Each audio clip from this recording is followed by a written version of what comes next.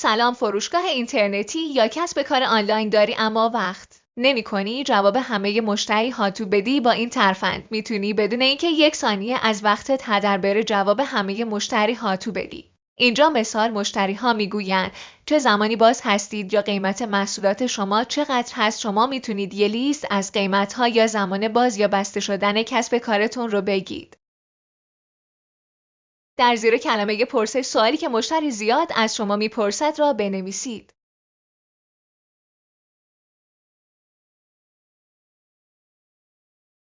الان من به عنوان مثال نوشتم ساعت کاری شما چه زمانی هست.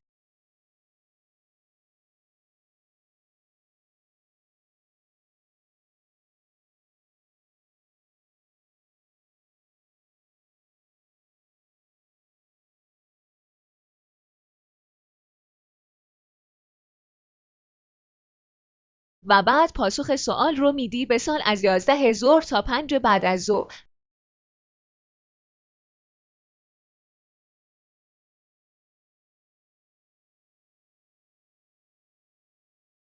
و شما میتونید این پرسش پاسخ را مناسب به کار خودتون بنویسید. در اینجا نتیجه کار را میبینید. اینجا وقتی مشتری روی سوال بزنه جواب به صورت اتوماتیک ارسال می شود.